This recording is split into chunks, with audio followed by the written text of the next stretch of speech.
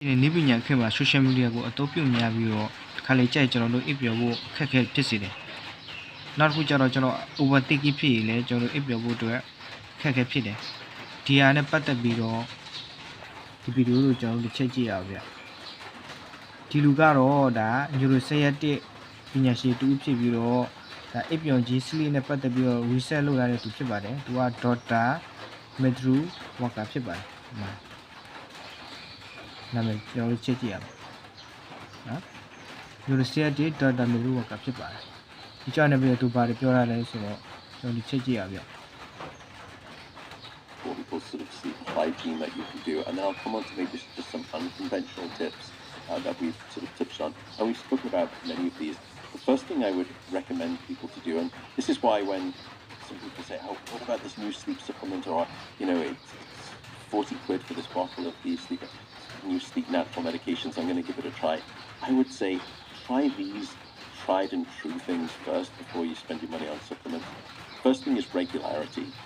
Go to bed. ဒီကြောင့်လည်းပတ်သက်ပြီးတော့သူအချက်၅ချက်ပြတာပါနော်ကျွန်တော်အရှိမကြည့်တော့ဘူးကျွန်တော် summary ကိုပဲကျွန်တော်တို့ပြောပြသွားအောင်နော်အမှ summary ထုတ်ထားတယ်နော်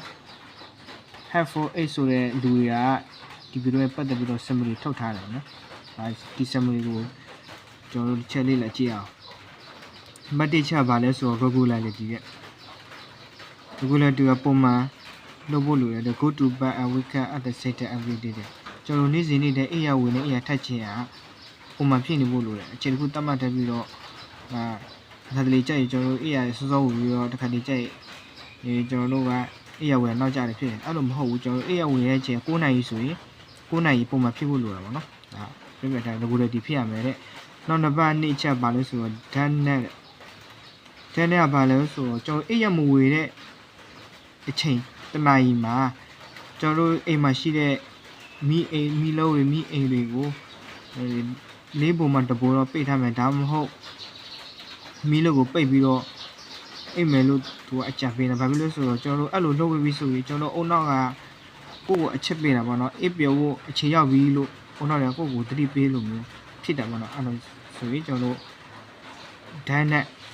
လုပ်ဖို့လိုတယ်သူကအကြံပေးထားတယ်နောက်တစ်ပတ်3ချက်တော့ခိုးလို့တက်ပြချကျွန်တော်တို့အခန်းထဲမှာပူလို့ရှိရဲကျွန်တော်တို့အိပ်ပျော်ဖို့မလွယ်ဘူးပေါ့နော်ဒါကြောင့်ကိုယ့်ရဲ့အခန်းထဲကိုအပူချိန်လောက်ရမလဲဆိုတော့60 degree Celsius နဲ့65 degree Fahrenheit လောက်ပဲထားဖို့လိုတယ်လို့သူကပြောတာပေါ့နော်နောက်တစ်ပတ်လေးအချက်ပါလဲဒိုးလက်အဝတ်ကျွန်တော်တို့ကမိနစ်30ကြာပြီးကျွန်တော်တို့အိပ်ရဝင်လဲနော်မိနစ်30ကြာတော့အိပ်မပျော်တဲ့အခါမှာဆိုရင်ကျွန်တော်တို့ဘာတွေလုပ်သိလဲဆိုတော့ဒီခုလုပ်ဖို့လိုတော့ဗောနော်ဒါ meditation လုပ်ရမယ်နော် mindfulness လုပ်ရမယ်ဒါတွေလုပ်ခြင်းအဖြစ်ကျွန်တော်တို့နောက်တစ်ခါပြန်အိပ်ပျော်ဖို့အခက်ခဲတွေကိုကျွန်တော်ကြောက်လောင်းနေတာဗောနော်ဒီလိုကိုပြန်ပြီးအိပ်ပျော်နေမှာဖြစ်တယ်နောက်တစ်ပတ်5ချက်ပါလဲဆိုတော့ alcohol နဲ့ cafe ကိုရှာရမယ်ဒီအရက်တောက်ဖို့ရှာရမယ်နောက်ညနေခင်းမှာဆိုရင် coffee တောက်လို့ပါလို့ရှာအောင်ဒီချက်5ချက်ကဒုတိယကိုအိပ်ပျော်စေဖို့အထောက်အကူပြုလို့သူကပြောပြတာပေါ့နော်